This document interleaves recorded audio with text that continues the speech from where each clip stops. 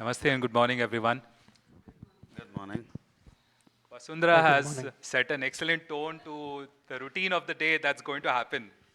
And in fact, my introductory part has already been taken over by Vasundhara. So thank you so much. Uh, we are here to discuss the future of litigation in India, reform technology and access. It's said that every 10 years, at least, it's been thought to be by my elders, that every 10 years or every decade or two, the society as a whole goes through some kind of transformation. But here, fortunately or unfortunately for us, we live in the COVID era. And the transformation or the urgency for the transformation that is brought about by COVID is unprecedented.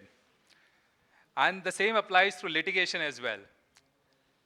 The digitization of the litigation process in India, although it started somewhere around 2015, 2014, 2015, Dr. Moksha can better guide on that. But actually, as I said, COVID has given an urgency to bring it about, to bring the kind of urgency Sure. that is required to it. Although having said that, we do face some challenges like when the pending cases in the country, the vacancy of judges, the vacancy in the judiciary, that is somewhere around 30 to 33% average overall across all the courts, somewhere around 35. the same. 35. 35%, correct. So, having said that, what I intend to discuss over here, or I intend to initiate the conversation with, is on the same note, how we are going about it, keeping the future of litigation in India. So, how about I start with you, Dr. Moksha? Can you give us a roadmap for the way ahead, which makes technology an enabler in India? To put it very precise, the journey has started long back, and the solution which is being given is in the form of digitization. And to address another issue where everyone doesn't understand English, Supreme Court has come up with vernacular language judgments being rewritten. Now, to actually decrease the piling up litigation, what is being perceived by the government is focused on not only digitizing the documentation which is available, but they're trying to use AI technologies to help judges understand what are commonalities in various cases and how, except facts, the legal provisions are applicable to each particular case which is in front of them. If this is done by this was being done by judicial clerks, but now the human interface is now being pushed into a machine learning activity. Now, when it is machine learned, the timeline comes down and will become more effective. We are not asking the machine to give the opinion or the judgment, but we are asking the machine to help us to actually come to those possible conclusions which are derivable from a given fact of the case. And since the volume is high, the activity also has to be faster. That's the way we are looking at, and that's the roadmap which the Ministry of Law and Justice is looking forward for. So, continuing with that, what's your take on the challenges that might arise around litigation? Digitization of the litigation process in compiling, storing. These are just some of the examples or some of the challenges. And regularly updating massive volumes of data that is going to be consumed. Common trouble which every advocate has is the cause list. It doesn't come when we require, and sometimes it changes. And sometimes the cause list which we have in hand and the cause list which actually is followed in the court, there is a sea difference because it's judge choice, what they call first. Now, having said that, there's a small point, but the point which I wanted to actually put on a serious note rather than a lighter note was the cyber threat. NIC has been the target for many cyber criminals. You hit NIC, you are actually hitting the entire country. Now, NIC security has been a serious concern, and there are firewalls, there are many things in place, but still, the days where cyber warriors were used to do everything on firewall, but the cyber criminals stopped coding themselves. They started coding bots by professionals, they purchase it, and then they use it. It's not an individual now, it's a bot that is constantly hitting, trying to find vulnerabilities. So we are trying to, the government is trying to work in this particular area also, and how cyber threats can be identified on a proactive basis and derived with a solution. That's one area. Second area, when you digitize, you shift it to cloud storage. Now, when you shift it to cloud storage, that is also a storage which demands place. The place that it demands sometimes is wider than what you have on the surface. Now, we have seen in news where Microsoft has said that they are using oceans to actually hold the data centers because that level of cooling atmosphere is required. So we are finding out there are troubles, but for every trouble there is that's being identified as a challenge. For every challenge there is effort which is made to see that it's being overcome. So roadmap is evolving, I can say. It's not decided, it's an evolving roadmap because every time it evolves, there is a new threat. We never expected cyber criminals to stop coding and start purchasing the code directly. They are purchasing because it is profitable. It is profitable that their cyber attack and the ransomware which they are asking for is almost multi-times. Hence, they have the leverage and the cash to purchase. So this is also being identified by the government. So the government has given more focus on cybercrime portals.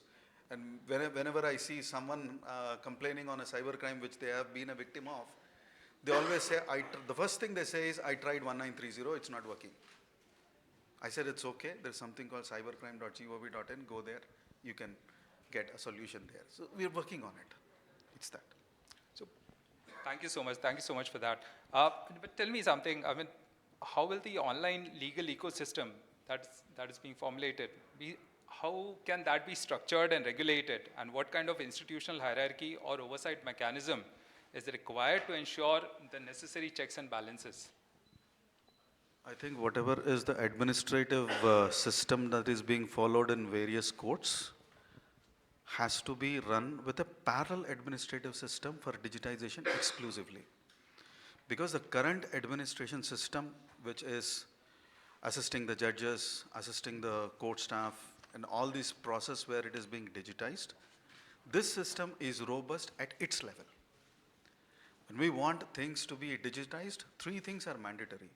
First, a separate infrastructure for it.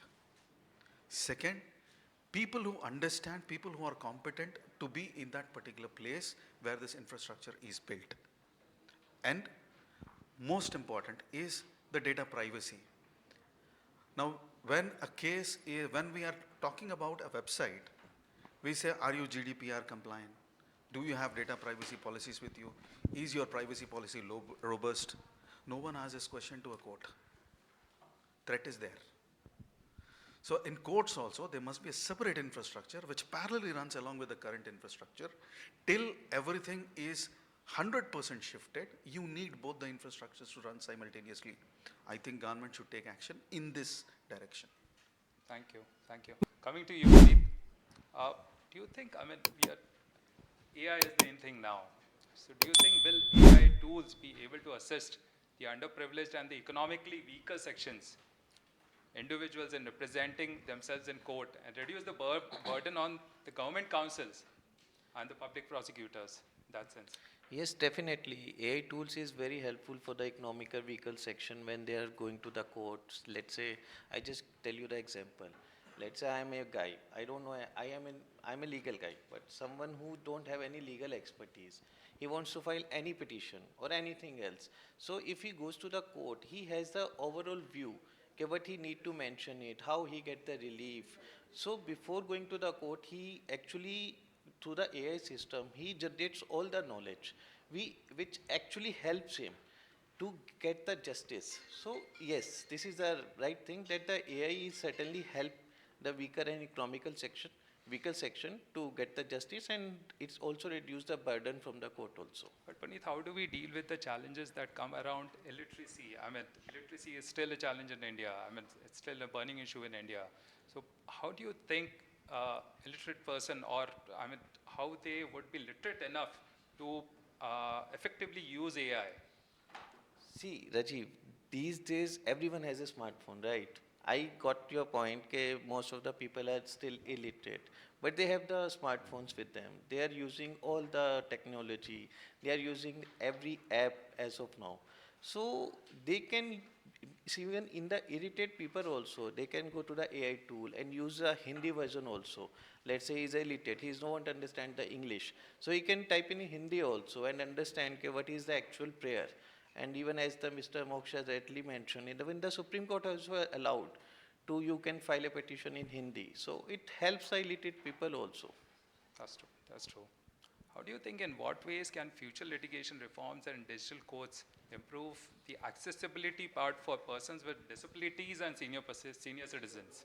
So this actually the question comes during the COVID time, right? When we Correct. all are working from home, since you and we all are the lawyers, right?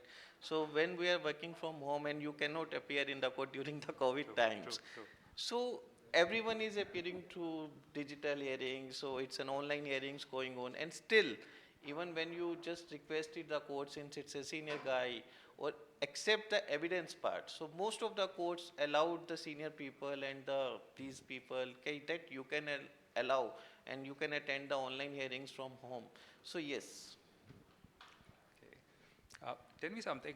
How do you envision the uneducated and marginalized communities to access legal justice? I mean, it's in connection to the earlier question that I said. I had asked you, through online platforms, considering digital illiteracy and infrastructural limitations. Can you repeat the question? Yeah. How do you envision the uneducated and marginalized communities to access legal justice through online platforms?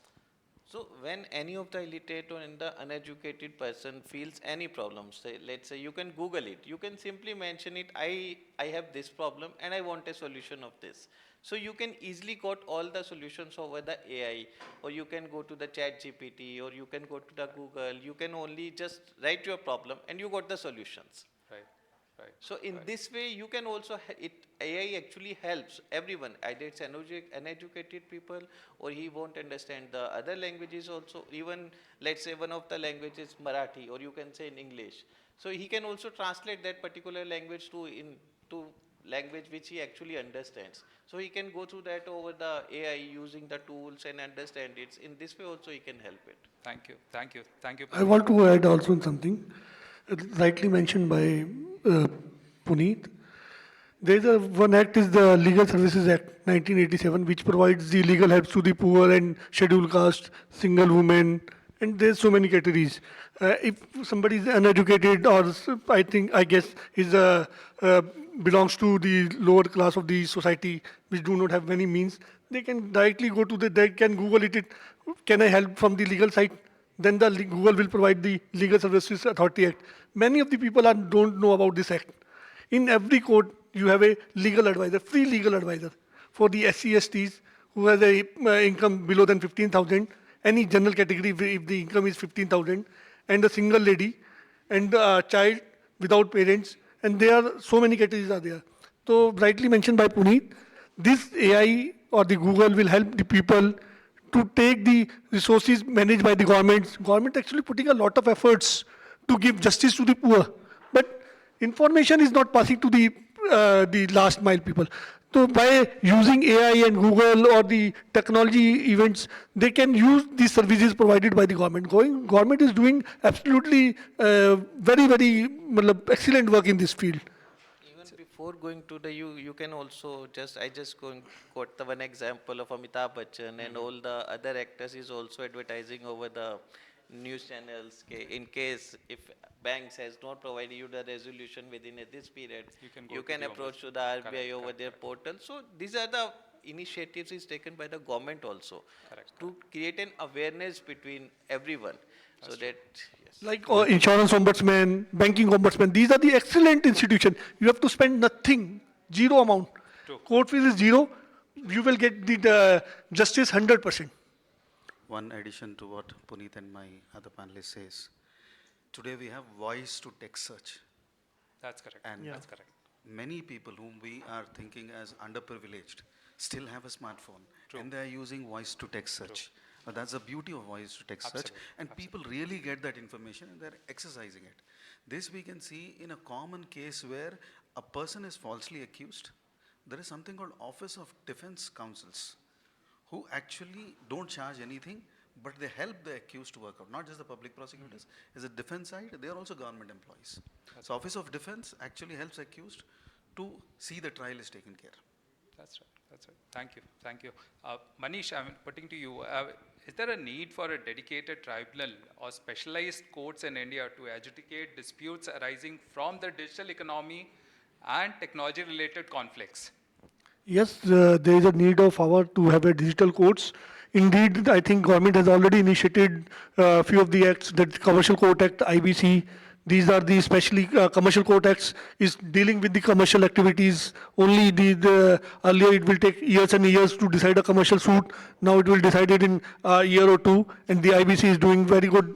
NCLT has set up earlier act also having 1956 Companies Act also mentioned about the NCLT, and but the earlier governments have not taken the initiative, but this government has taken very seriously these initiatives.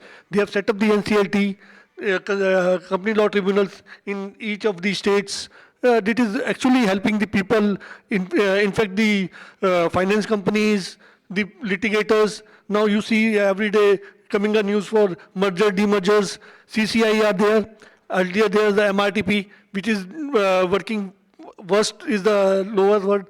MRTP is doing nothing. Now when you see the CCI Act is coming up from 2010-11, you see a lot of mergers, acquisitions, approvals are given on a daily basis.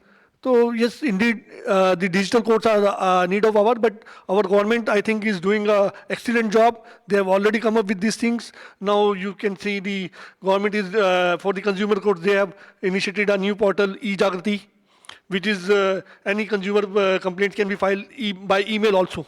Earlier, you have to go to the courts, you have to file a physical consumer complaints. Now, by way of e-Jagrati, any can file the complaints by only email. But don't you think, I mean, connecting with that only, don't you think there would be an, or in some cases, there would be an overlap of some kind of jurisdictional clash between two agencies or two tribunals, something like that? Yes, so, there is a... For example, like there are many cases pending, and Dr. Moksha would agree to that. I mean, between NCLAT and high courts, there are some overlapping jurisdictional issues. There are jurisdictional issues, but IBC is clearly defined the jurisdiction. Earlier, if you see in 2010, 9, 10, 11, 12, winding up petitions are going to the high courts. It will take years and years to complete a winding up petitions. Initially, I see in 2005-06, I filed one petition for winding up. It got listed in 6 months. In IBC, when the NCLT have set up, I think notices are issued in 15 days, 30 days time at most. So there is a transformation, and we need to be, because see, Rajeev, we are a developing nation, and we are putting money into the system. Right. We cannot compete with US and UK. In US, the evidence has been put up at very early stage. In our system, we have to give the evidence after the filing of pleadings. Correct. So you see many of the cases, 50-70% cases are still at the pleading stage. Evidence has not been pleaded. True. So in criminal cases also, now the government has come up with this now new criminal acts. These are very, very refined. Some people said कि ये पुरानी शराब नई bottle में डाल दिया, but it is not like that. These acts actually help the people. अभी पुराने एक्ट में इतनी सारी फ्लॉज थे, लोग easily get the bails. अब नहीं आ रही है bails, नहीं हो रही है. अब you see the people are crying. Somebody said कि opposition is saying so and so and so. But you see, आप एक crime करके बच नहीं सकते. Right. Like PML Act. Earlier 2013-14 में PML Act लेके आए थे. उससे पहले था टाडा. टाडा में कितने लोगों को सजा हुई आप देखोगे. टाडा में उठा के हार्डली 1% लोगों को सजा नहीं है. 15 साल वो 93 का एक्ट था. 2014 तक conviction rate is almost 0.1%. In PMLA you say people are, देखो पुलिस का काम क्या है, enforcement agency का काम क्या है कि डर पैदा करना. हर आदमी चोर नहीं है, but हर आदमी अगर जब उससे डरेगा ना कि yes there's the ED, there's the CBI, there's the police, they are proactively. तो वो crime अपने आप ही lower down हो जाएगा. Small clarification to what you have initiated in NCLT clash with other jurisdictions. Classically, I've seen one problem which is prevalent. Now, NCLT does not take evidence. NCLT only being a tribunal, it has to only judge based on the affidavits that are filed and Xerox copies that are furnished. Absolutely. So if there is a dispute on a document, NCLT has to take responsibility not to give dates, but to dismiss the petition, stating that, buddy, this is a civil or a criminal case, you go there. Now this particular order, we can go to a civil court and start fighting. What we classically see is, civil court gives dates, NCLT gives dates, this fellow's put 4:30 there, Absolutely. in that Absolutely. particular WS, and those guys say, well, there is a civil case that is being done that is to be not pressed. You only creating confusion. Correct, correct. In fact, the responsibility lies on the bench. Since you have objected this particular document, we're straight away dismissing the petition. Absolutely. Go to the respective court where it can be debated. That's the Absolutely. best way. Absolutely. I think the Supreme Court has passed a wonderful judgment in recently Citibank versus. This judgment is clearly said that the tribunals have no jurisdiction to the cases belonging to fraud, cheating, and other Challenge misappropriation. is they're not dismissing it. हाँ, They're not dismissing it. But the point is someone has to take the ownership of it correct, and correct. they need to decide it. I think time mapping is also very important nowadays Absolutely. because the processes and procedures, they need to be time mapped. So any change in the process and procedure will first have to be time mapped. There have to be some revamps in the Correct, processes correct. and procedures. Absolutely. Absolutely. But time mapping is actually, the delay is continuous. That's the issue. Lack of number of officers is also there.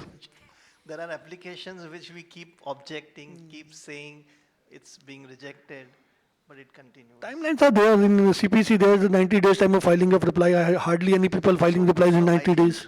I think there has to be some way where the system itself brings in some kind of a pop-up that there is an over delay. In CPC, we have 90 days of timeline. But after 900 days also, we file a set-aside petition in a WS, that is allowed. That is allowed, yeah. And even after 90 days, when you file a WS and someone has objected, opposite party, okay, I want to counter this, they have delayed it.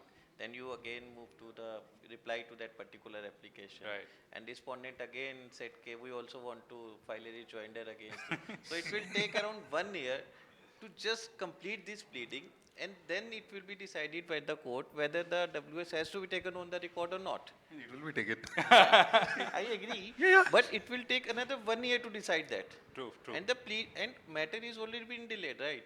True. It has already addressed. In 2002, Salembar has put the case in the Supreme Court that there should be a timeline in filing of reply. Then there is a 90 days has come by the way of the judgment of Salembar. But still, this 22 years has been passed, but still the 90 days has not been followed. As rightly mentioned, now as per the Consumer Act, right, you have a 30 days timelines as per the Supreme Court guidelines, you need to file a reply. Delhi has correctly followed that practice, and when you go to the UP and some other remote location, Only you Delhi. can file a reply after a year also. Condemnation of They delay. will Only allow. Delhi. That's the biggest Only weapon. Delhi has followed. we'll put it under like that. I'm Only saying Delhi has Delhi and followed. NCR is following it.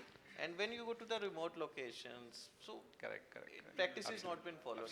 Yeah, I think I was saying now it's time for us to little bit think, probably from the perspective that something like a pre-trial, okay, where there are some set of questions, which whatever you are doing in the end, there could be some threshold questions, which are very preliminary to your main issue. If you can bring that as a pre-trial, put those questions, like how lawyers are putting those questions, framing the issues, you do a pre-trial, that these are the questions. If you answer no, you don't have to follow to that trials and that pain. That's correct. That's correct. Anish, I mean, let's understand the future of litigation from the perspective of fast-track courts. Now, fast-track courts had been the concept of fast-track courts had been instituted with a specific purpose in mind, to clear the backlog of pending cases. How do you see, I mean, do you see it effective and competent enough, the fast track courts, in expediting and resolution of disputes? And can they serve as scalable models for future litigations? Yes, indeed, fast track courts are doing very good. They are created for the MPMLAs. They are uh, actually expedite the litigations. If you see the MPMLA courts, now many judgments are surrounding here today. But in commercial field, I don't think if, government has put up any fast track courts yet. There is a Commercial Court Act which I think has no timelines regarding the fast track courts. In consumer, they have earlier we have discussed just there is a limitation of timeline of 6 months. Consumer courts has been set up with, to decide the case in 6 months, but it is very unfortunate. The date is of 6 months. First date is of 6 months. I think we should not looking towards the faster court, but we should look towards the mindset of the people. So I think The- normal court should become fast track, and that is what we should look at as a future. There is a lot of documentation which are filed at various stage. So as Akash rightly mentioned, we should have a list of documents should be filed at first instance. The reply should be, Dr. Adish mentioned earlier, that the reply, everything should be at the first instance. There should be a message from the court or the tribunal that your case has been listed on so and so date. So the time should be cut down. I think he's more so talking about the real time, updates. I think that is something which is also helping us, through AI and legal tech. And now it's a time that every court should be fast tracked, right? If you want to at least reduce the burden from the judiciary. This is a very good inference that I was having today morning when I was reading this newspaper. India is actually home to 174 Fortune GCC centers. Now, GCC center is typically a in-house central processing place for all the companies, apart from their parent country. So out of 500 Fortune companies, 174 are there in India. It's time for us that all those courts also, that all those AIs and all those things which are coming up, they have to be also quickly taken up, because all these GCCs will finally look for some judgments here in India.